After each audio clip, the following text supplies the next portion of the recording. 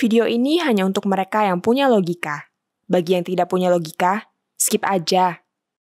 Salah satu persoalan dengan sebagian politisi kita adalah mereka sering bermimpi, berhayal, dan kemudian bertindak, bersikap, berbicara atas dasar hayalan dan impiannya itu.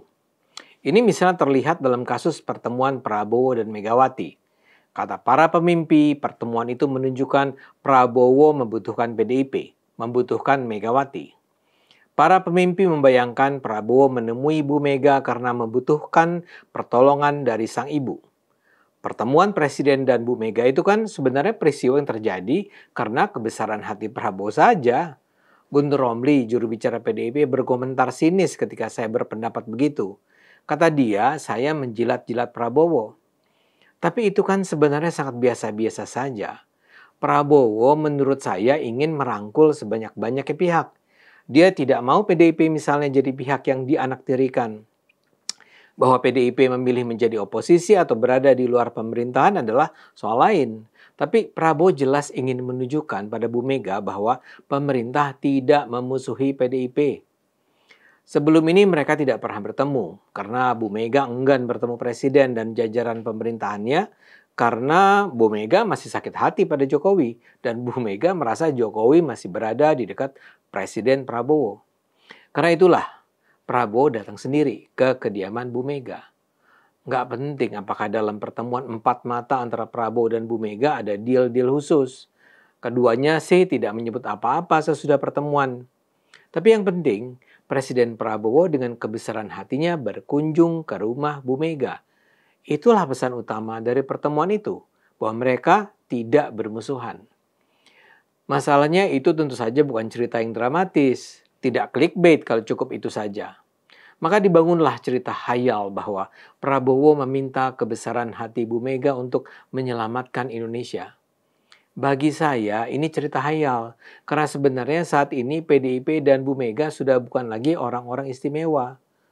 Benar bahwa PDIP adalah partai dengan perolehan suara terbesar dalam Pileg 2024.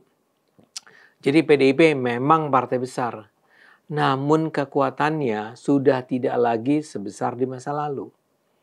Ketika hari Senin lalu saya hadir dalam diskusi di CNN, redaksi menurunkan data yang menarik untuk dipelajari. CNN menampilkan hasil survei Litbang Kompas pekan pertama Januari lalu. Ini memang survei 3 bulan yang lalu, tapi sebagian besar hasilnya saya duga masih berlaku sampai sekarang. Salah satu yang menarik adalah soal kepuasan pemilih terhadap PDIP. Kompas menunjukkan dari 1.000 responden survei mereka yang puas pada PDIP hanyalah 53,2%. Ini artinya PDIP berada di posisi buncit dibandingkan 8 partai yang masuk parlemen. Dalam hal kepuasan yang tertinggi adalah Gerindra dengan tingkat kepuasan 83%. Lalu Demokrat dengan 80,5%, Golkar 73,4%, PKB 73,1%, Nasdem 76,6%, PKS 72,6%, PAN 69,7%, dan terakhir PDIP 53,1%. Begitu juga dengan data tentang citra positif masing-masing partai. Hanya 56,3% yang menganggap PDIP memiliki citra positif. Lagi-lagi, ini adalah terendah dibandingkan 7 partai lainnya. Yang tertinggi dalam hal citra positif adalah Gerindra dengan 88,3%, Demokrat dengan 81,4%, dan PKB dengan 78,6%. Satu temuan yang juga penting disebut adalah mayoritas pemilih PDIP pada pemilu 2024 merasa puas dengan kinerja pemerintahan Prabowo Gibran. Data Kompas menunjukkan ada 74,3% pemilih PDIP yang menyatakan puas dengan kinerja Prabowo Gibran. Sementara yang tidak puas hanya 25,7%. Data-data ini dengan jelas menunjukkan di mata masyarakat secara umum popularitas PDIP berada jauh di bawah. PDIP sudah menjadi partai politik yang tidak lagi dihormati. Sebenarnya akan juga menarik untuk mengetahui bagaimana pandangan masyarakat tentang Bu Megawati. Paling tidak tentang citranya lah. Sayang, Kompas tidak mengajukan pertanyaan tentang itu. Tapi paling tidak sekarang kita tahu, PDIP bukanlah parpol yang berada di klasemen atas. Kalau kita mengandaikan ini sebagai Liga Premier Inggris, popularitas PDIP berada di jurang degradasi. Karena itu menurut saya PDIP sama sekali nggak bisa dianggap sebagai partai yang perlu didekati karena daya pengaruhnya. Misalnya saja dalam soal kunjungan Prabowo ke Megawati tadi. Kalau Prabowo mau mengabaikan Bu Mega begitu saja, dia punya hak penuh untuk melakukannya. Masyarakat kan memang tidak berharap Prabowo harus menjalin persekutuan dengan PDIP. Seperti tadi saya katakan, bahkan mayoritas pendukung PDIP sendiri menyatakan puas dengan kinerja Prabowo Gibran. Karena itu tidak ada kebutuhan mendesak bagi Prabowo untuk merangkul PDIP.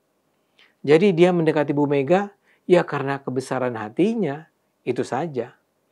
Masalahnya, seperti tadi saya katakan di awal, banyak politisi atau pengamat yang pro PDIP yang hidup dalam mimpi dan harapan yang mereka ciptakan sendiri. Mereka berimajinasi bahwa PDIP adalah sosok yang kuat dan karena mereka kuat, mereka berusaha didekati Prabowo.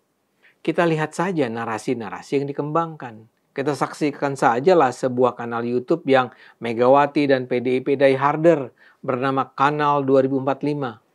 Seorang host perempuan di sana bernama Rini Budoyo pada 11 April membuat video monolog dengan judul "Untuknya Kita Masih Punya Bu Mega".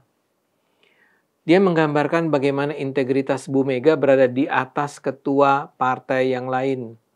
Dan untuk itu dia seperti biasa menyebarkan fitnah bahwa Jokowi dulu berusaha agar Undang-Undang Dasar diubah sehingga masa jabatan presiden bisa diperpanjang hingga 3 periode.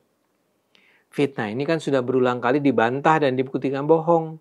Tapi Mbak Rini ini perlu mengulang fitnah itu sekedar untuk menyatakan bahwa satu-satunya pimpinan partai yang menolak ide Jokowi tentang 3 periode itu hanyalah tak lain dan tak bukan Bu Megawati.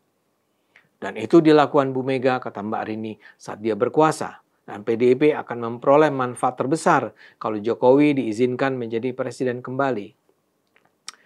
Tapi kata Mbak Rini, Bu Mega tidak terbelenggu nikmatnya kekuasaan. Dan dia berpegang teguh pada demokrasi dan konstitusi. Dia menolak lobi-lobi dari istana yang membujuknya agar setuju Pak Jokowi diperpanjang masa kekuasaannya. Penolakan Bu Mega ini, kata Mbak Rini, berharga sangat mahal. Jokowi jadinya memusuhi Bu Mega dan menggembosi PDIP dengan cara yang melanggar etika dan aturan.